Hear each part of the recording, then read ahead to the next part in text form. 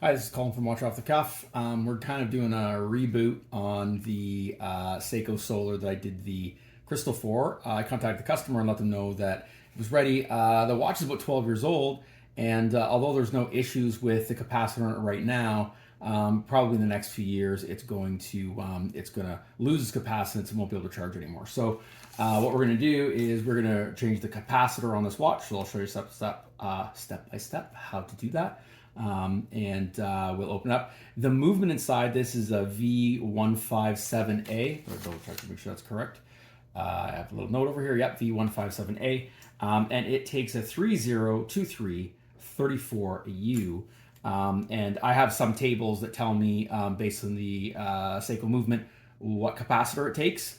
The code on the capacitor itself isn't going to have the same number, so you're going to have to take a look and find out, either watchmaker or find some resources about getting tables. I guess I do have them. I could post them somewhere at some point.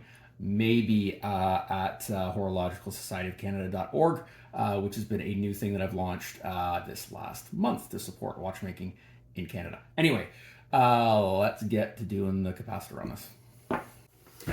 All right, for those of you who haven't seen this before, we're going to use the Horotech Maxi Press to open up this case. If you're interested in Horotech products in Canada, I recently became a distributor, so please check out watchoffthecuff.com and you can take a look at this exact unit.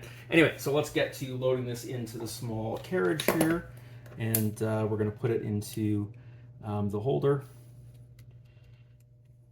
And we're going to slide that in here. We're going to line that up.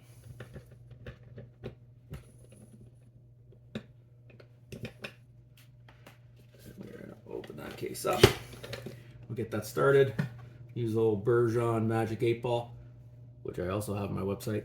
That's a shameless plug. You know what? Everyone's going to be like, I'm done watching these videos because all he's doing is shamelessly plugging his stuff. Okay, so we got that open. Let's go back to the bench. All right, here we are at the bench. I'm going to take a look, and a small screwdriver here, which I've inconveniently put in a place that doesn't make any sense. And we're going to go here. I just made a wild guess, and the 1.2 millimeter screwdriver fits that perfectly. So we're going to open up this little guy here, and I'm going to grab the tweezers, put that in the tray.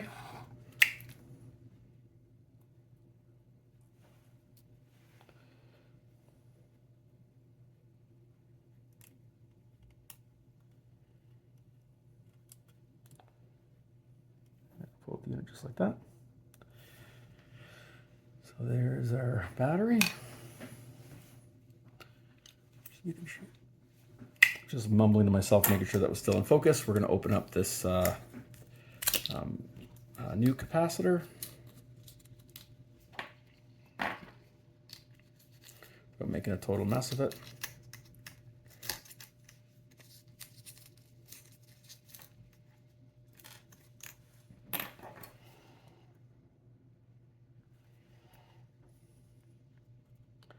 There's a small, bring up the camera, I wish I could get this to focus a little bit better. I wonder if I bring it up here and touch the screen.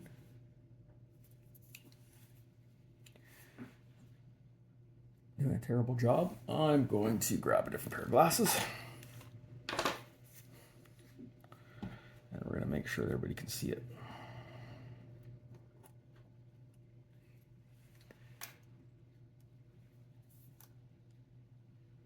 Here we go. So we've got a small index mark, which is over here. And then I'm just holding it by this ring portion, which is right here. Maybe I'm just gonna have to bring it down there. So anyway, so it's pretty clear which way. You saw how it came out. So we're gonna take this, and that index is going to go in a small index. I've got to switch my glasses again. That's a whole other story. People probably don't want to hear it. But if you get standard eyeglasses, the standard focal length is 18 centimeters. And when we look at these loops, they'll have numbers, which is the number of inches the focal length is. And that roughly corresponds, the shorter the length, focal length, it's higher magnification.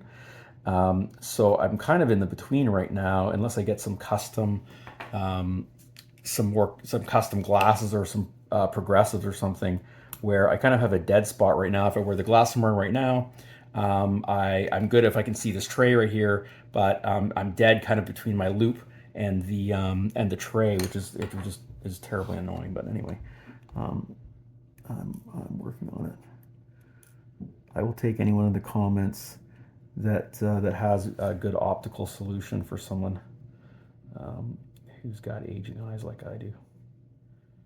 So we'll get that right there, and we'll go back to the 1.2. So try to keep my fingers out of the way. Now I want to. Am I blocking? I don't know. I just want to keep my. I want to like my pinky there to steady it. It wasn't quite seated, so I'm just going backwards to make sure I get a good seat on the thread and it doesn't get cross-threaded. And we're going to tighten that up.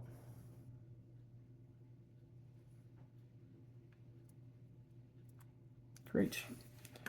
And I'm going to loosely put on the case. Now I've previously done the crystal. I'll put in the description the original video I did when I replaced the crystal on this watch.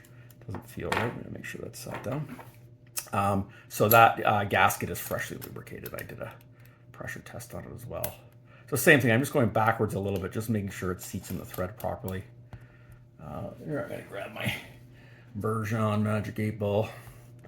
There we go. And then we're going to go back to the thing. Now, since I've got it there, I'm just going to take a look. And actually, before we started, I had done the crystal and then put it in a job bag for 2 weeks. And when I brought it out, it was in power saving mode. So it was going a second, it would wait, it would go click, click, wait 2 seconds, tick, tick, wait 2 seconds, tick, tick. That's simple power saving mode. I think that going to power saving mode within 2 weeks probably shows that the capacitor was getting near the end of its lifetime. But again, at 11 or 12 years, it was due to be done anyway. I think maybe the maximum I've heard of people getting is about 14 years out of a capacitor. Whether it's a Seiko Solar or whether it's a Seiko Kinetic, either way, that's about the lifespan. So I'm going to go back to the maxi press. I'm going to case this thing up. And then now that we've done the second part, we can return this to the customer. And it's going to be ready to go for the next 12 or 13 years. All right, so back again. We're going to pop this into the cradle here.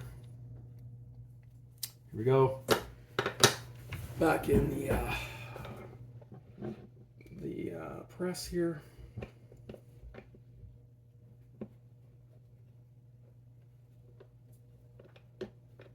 This has got very small notches, so I just like to have it like lined up very well. So that is ready to go. We're gonna send that back to the customer. I will in the near future put the tables up on the Horological Society of Canada.org website. And if you're interested in meetups in Canada or whatever, we'll organize a few things. We have a couple of active groups so that you can figure out which capacitor you need to go into your Seiko watch. I probably rambled enough. Okay, I'm going to do one last thing. I swear, I hate to do the plug, but I mentioned earlier, I am an authorized distributor for Hortec now in Canada. So please check out the website.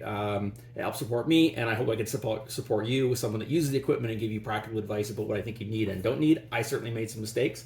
And literally 2 days ago, I received my first stocking order from Bergeron, and I'm now an authorized dealer in Canada for Bergeron. So if you're looking for Bergeron parts as well, please reach out to me, and happy to try to help you out. Anyway, thanks again. Thanks for watching. And this one's a wrap. Cheers.